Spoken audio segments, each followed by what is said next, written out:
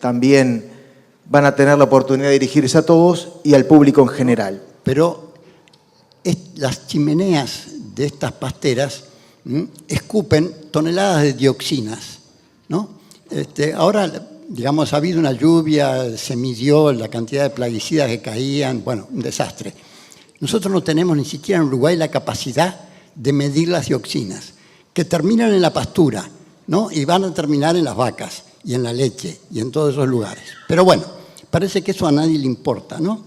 Tampoco les importa la contaminación que estamos teniendo en ríos y arroyos. Por lo tanto, no, nos debe extrañar que a nadie le importe demasiado, me refiero, los que tienen responsabilidades en relación a la protección del medio ambiente. Por supuesto. Cuando una plantación de eucaliptus, monocultivo de eucaliptus además, sustituye lechería, sustituye ganadería, no se ganan empleos, se pierden empleos. Porque yo pertenezco a un grupo que estamos trabajando en Florida por otro trazado para la vía y recibimos un informe del Ministerio de Transporte del impacto de la Dinama y nos mandaron 88 páginas.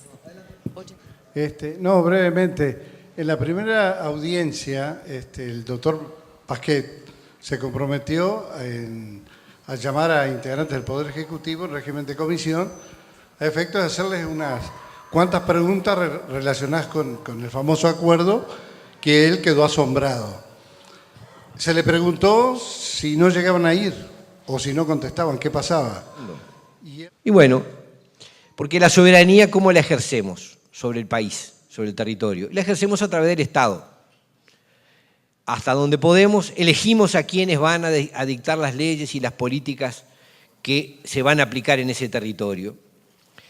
Y veríamos con muy malos ojos que un país extranjero nos dijera qué leyes tenemos que tener, veríamos con muy malos ojos que un dictador nos dijera cómo tenemos que vivir. Y curiosamente se ha establecido la idea de que no es grave que una empresa privada nos diga cómo tenemos que vivir. Y eso es lo que está pasando con este contrato. Uruguay le está cediendo a una empresa privada áreas vitales de su soberanía. Y dije, bueno, vamos a Sarandí. Yo conozco la realidad del ferrocarril allí, fui vicepresidente de AFE, pero ¿a qué vamos? Vamos a darles elementos a la gente para que efectivamente, yo creo que lo que decía el amigo, el compañero Sartú hace un rato, digamos, ¿no? Esto no tiene solución favorable sin efectivamente la presión y el reclamo directo de los ciudadanos frente a este negocio, contrato. Lo que les quiero decir es lo siguiente, y no logramos que nadie del gobierno ni del sistema político nos explique cuál es la lógica de que subsidiemos un subsector del sector forestal de por vida. ¿Qué quiero decir con esto? Desde el año 87 estamos subsidiando la producción forestal. Primero la subsidiamos y pusimos plata, cada uno de nosotros, y no el Banco Mundial, pusimos plata para la plantación de los montes. El Estado uruguayo devolvía el 50% del valor de implantación de cada hectárea plantada, además de exoneración en BPS, de exoneración en contribución inmobiliaria rural. Desde el 2005 para acá, se terminaron esos beneficios a las plantaciones con destino a pulpa. Ya estaba prácticamente todo lo que se necesitaba plantado. Y mudamos el subsidio a la fase industrial. Entonces, creo que tenemos un gran debe entre todos nosotros. Entonces, aquí se está enseñando a maestros y se está enseñando a profesores a que les enseñen a los niños lo que es un pensamiento positivo. ¿Y quién lo enseña? Lo enseña UPM. Entonces uno dice, qué curioso, porque es muy probable, ¿verdad? Es muy probable que UPM tenga conflictos laborales. Por algo está la discusión con el cambio, está tan trancado el asunto de cambiar la legislación laboral. ¿Por qué se le da tanta importancia a la legislación laboral? Y bueno, porque están intentando coagular, coartar los posibles conflictos. ¿Y por qué? Y bueno, porque forma parte de la vida empresarial tener conflictos con las personas que trabajan. Y todos estos niños y estas maestras que van en los ómnibus de UPM y que han seguido cursos de pensamiento positivo, en el cual lo positivo es ser proactivo, colaborar, no criticar. Llegado el momento en que sus padres o sus novios o sus tíos o sus hijos o sus padres tengan en una situación de conflicto con la empresa, ¿qué van a hacer? ¿No? ¿Qué grado de heroicidad se les va a pedir a esas maestras, a esos profesores, a esos alumnos para que renuncien al ómnibus, para que renuncien al aula, a la computadora del aula tecnológica?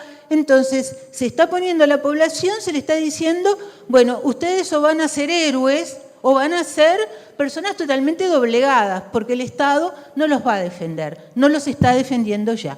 Gracias. Entonces, la expulsión de la gente del campo significa, si yo estoy trabajando en un campo y heredé de mi padre y de mi abuelo y de mi bisabuelo toda una serie de técnicas para la cría de ganado, para plantar esto, conocimientos del viento, de las estrellas, del sol, etcétera, etcétera, etcétera. Si yo mañana me voy a trabajar de sereno a una empresa en Montevideo, ya no tengo a quien transmitir todo eso. Todo ese conocimiento que hace a la producción, pero también hace, por algo crece, también hace a la música, también hace a la forma de sentir de un país. Que nada va a cambiar en este país si no hay un compromiso firme de cada uno de los ciudadanos. Concientización. Podemos ponernos a discutir en otros temas que tengan que ver con la política, si estamos de acuerdo en cómo llevar la administración del Estado, o en la seguridad, o en lo que sea. Pero no podemos tener dos miradas con este tema que es tan obvio. Sobre todo los que nos creemos que estamos a favor del ecologismo, deberemos estar más unidos que nunca en estos temas. Solos. Si tuviéramos que agregar algo más que no se dijo, diríamos que UPM pretende legislar en relación a la cuestión laboral. Establece en su contrato una serie de exigencias que pretenden que sean norma en el país y que se impongan sobre las leyes y los convenios colectivos, la Constitución de la República que establece la vigencia del derecho de huelga. Y esto incluso ya se está llevando adelante por el gobierno. Hace poco se firmó un convenio colectivo de la Mesa Sindical Coordinadora de los Entes Autónomos, en el cual se establece por primera vez una cláusula de paz, como se le llama, cláusula de reglamentación sindical, le decimos nosotros, que establece la posibilidad que el convenio caiga en forma unilateral por parte del gobierno, porque en una empresa se toma alguna medida y esto provoque la caída automática del convenio para esa empresa o para todas ellas. Primero, todos los proyectos de estas empresas, digo estas porque hay más, no es solamente la celulosa y la forestación, son viables solamente porque el Estado les regala todo lo que a los demás, los productores uruguayos y empresarios uruguayos, no les da. Empezando por las zonas francas, el regalo de 3.000 millones de dólares en vías, etcétera, etcétera, etcétera, todo lo que sabe cualquier empresario de este país. Por lo tanto, nosotros nos tenemos que negar a que cuando viene inversión extranjera se le dé todo esto de regalo. La Unidad Popular no dice no, dice no para decir sí, sí a la construcción con recursos propios, sí a la patria, sí a la esperanza de un modelo artiguista. Aquí hay compañeros que hablaron antes que yo, que no tienen todavía representación parlamentaria, pero la Unidad Popular tiene clarísimo que son nuestros hermanos en la construcción colectiva, siguiendo a los movimientos sociales, que son los que tienen el protagonismo en esto.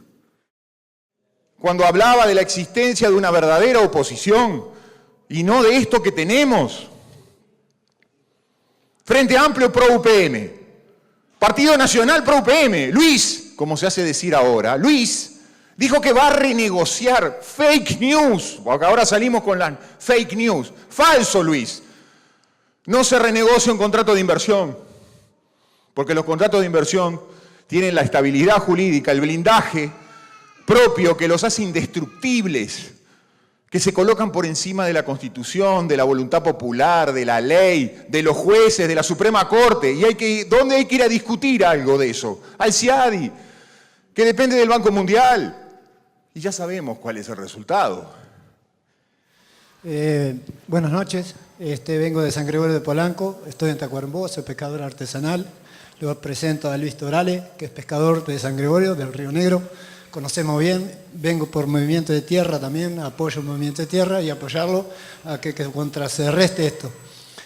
Yo conozco todo el Río Negro, desde allá arriba hacia abajo, y veo la dificultad del agua como está quedando. Por eso veo que el agua cada vez está más verde, hay menos captura, y veo que esto es una fachada del Estado y que tome conciencia el Estado, porque yo para mis hijos y mis nietos no quiero un agua contaminada. No quiero más eucalipto, no quiero más soja, vengo a apoyarlo y que UPM se vaya. Lo único que pretendo es que se vaya del país.